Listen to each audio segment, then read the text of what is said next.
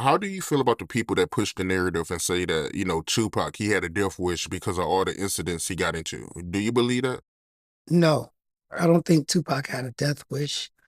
Um, I'll say this.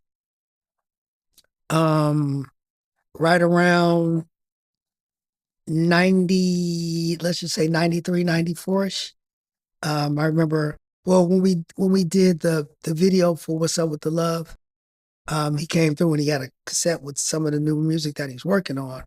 And, you know, he was on a lot of the songs he was talking about, if I die and, if I die tonight, a lot of those songs talking about his eventual death. I don't think he had a death wish, but for me, I believe that, sometimes you speak your reality into existence. You know what I mean? If you talk about something enough, then you draw that energy towards you. For instance, you look at say Cypress Hill. They came out, all they was talking about was smoking weed, smoking weed, smoking weed, smoking weed. Now, B-Roll, his business is weed. Start off every show, everybody wants to give him weed because that's what he's talking about. When NWA first came out, they was the gangsters, right? So I know that every city they went to, whoever was in that city who thought they were gangster wanted to test their gangster against who was considered to be the most gangsters of gangsters. Is that, understand what I'm saying? So it's like when you talk about something all the time, you speak it into existence. Now I don't know if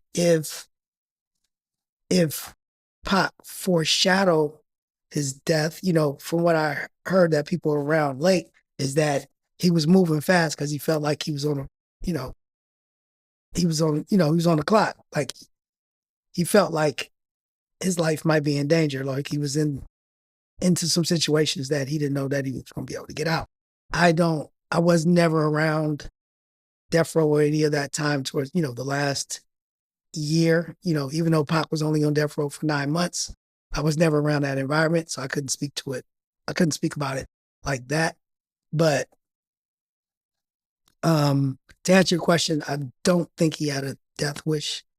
I do think that at a certain point, he probably realized that there might be a chance that something could happen to him. So I think he started planning for that, meaning trying to set up businesses and set people up, put them on certain songs so that they could get publishing and complete this amount of records. And, he was trying to do as much as he could because, maybe he thought that he might not have enough time, but I don't think he wanted to die. I don't think he had a death wish I don't think he was um, purposely challenging people in hopes that someone would kill him and he would become a martyr, if that's what you're asking.